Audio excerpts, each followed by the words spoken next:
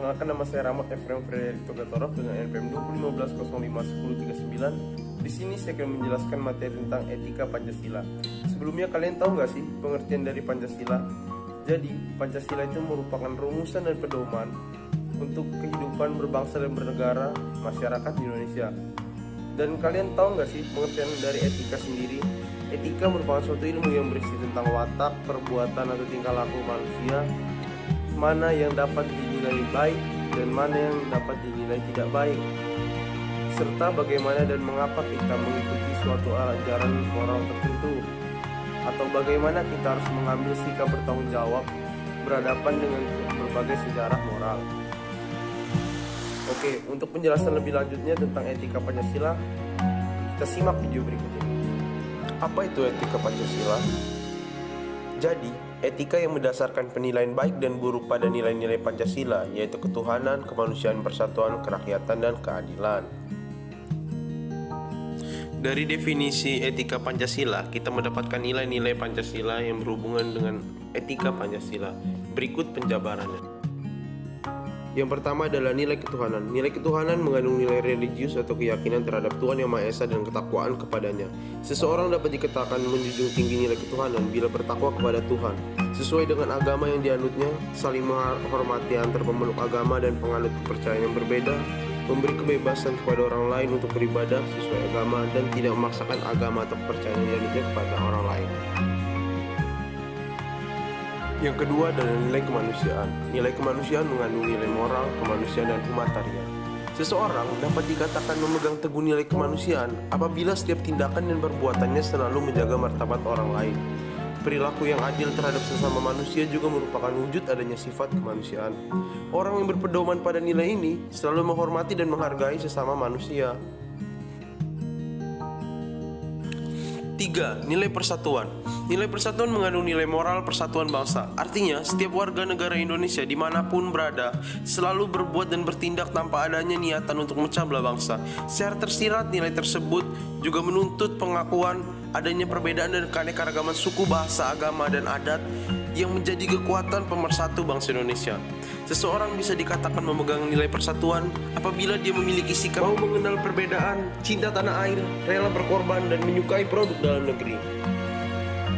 4. Nilai kerakyatan. Nilai kerakyatan mengandung nilai moral kerakyatan dan musyawarah atau demokrasi. Nilai sila keempat ini menunjukkan adanya kedaulatan rakyat dan kekuasaan berada di tangan rakyat. Segala keputusan yang menyangkut hajat hidup orang banyak diambil melalui musyawarah, mufakat, atau demokratis. Seseorang dapat dikatakan memegang teguh nilai kerakyatan dan demokrasi apabila menyelesaikan masalah melalui musyawarah, anti kekerasan, mengutamakan kepentingan rakyat di atas kepentingan partai atau golongan, menghargai perbedaan pendapat. Yang kelima adalah nilai keadilan. Nilai keadilan mengandung nilai keadilan sosial. Wujud keadilan sosial yang dimaksud mencakup seluruh aspek kehidupan, tidak hanya ekonomi namun juga politik dan kebudayaan. Seseorang dapat dikatakan memegang teguh nilai keadilan sosial apabila bersikap adil terhadap diri sendiri dan orang lain, menunaikan kewajiban sebelum menuntut hak, menghargai hasil kerja orang lain, bekerja keras, hemat dan tidak boros, mengutamakan pemerataan ketimbang pertumbuhan, dan masih banyak lagi sikap lain. Setelah menyaksikan video barusan, sepertinya kurang lengkap jika tidak ditambahkan studi kasus. Di sini saya akan mengambil studi kasus korupsi. Silakan disimak. Sebelumnya, kalian tahu nggak sih apa itu korupsi? Jadi, korupsi ini merupakan tindakan seseorang yang menyalahgunakan kepercayaan dalam suatu masalah atau organisasi untuk mendapatkan keuntungan pribadi. Salah satu contoh korupsi yang pernah terjadi di Indonesia adalah kasus korupsi EKTP yang dilakukan Setia Novanto, yang dipenuhi dengan berbagai aksi drama pada saat proses penyelidikan sampai penangkapannya.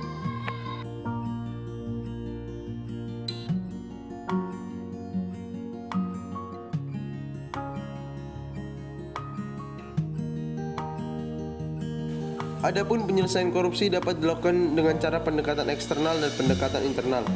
Pendekatan eksternal disebabkan karena adanya unsur dari luar manusia yang memiliki kekuatan memaksa orang untuk tidak melakukan korupsi. Kekuatan eksternal tersebut misalnya hukum, budaya, dan watak masyarakat. Dengan penegakan hukum yang kuat, baik dari aspek peraturan maupun aparat hukum, akan meminimalisir terjadinya korupsi. Sedangkan pendekatan internal terjadi karena adanya unsur dari dalam diri manusia dan mendapat penguatan melalui pendidikan dan pembiasaan. Pendidikan yang kuat berasal dari keluarga untuk menanamkan jiwa anti korupsi, kemudian diperkuat dengan pendidikan formal di sekolah maupun non-formal di luar sekolah. Pada saat ini, peran media juga sangat penting karena memiliki daya jangkau dan daya pengaruh yang sangat kuat bagi masyarakat. Media harus memiliki visi dan misi mendidik bangsa dan membangun karakter masyarakat yang maju, namun tetap berkepribadian bangsa. Maksud dari membangun kesadaran moral anti korupsi berdasarkan Pancasila adalah membangun mentalitas melalui penguatan eksternal dan internal tersebut dalam diri masyarakat. Nilai-nilai Pancasila apabila betul-betul dipahami, dihayati, dan diamalkan, tentu mampu menurunkan angka korupsi di Indonesia. Dengan memahami nilai-nilai Pancasila, maka akan menjadi kekuatan moral yang besar apabila keseluruhan nilai-nilai Pancasila dijadikan landasan moral dalam seluruh kehidupan berbangsa dan bernegara, terutama dalam pemberantasan kasus korupsi. Sekian yang bisa saya sampaikan pada materi kali ini. Saya ucapkan terima kasih.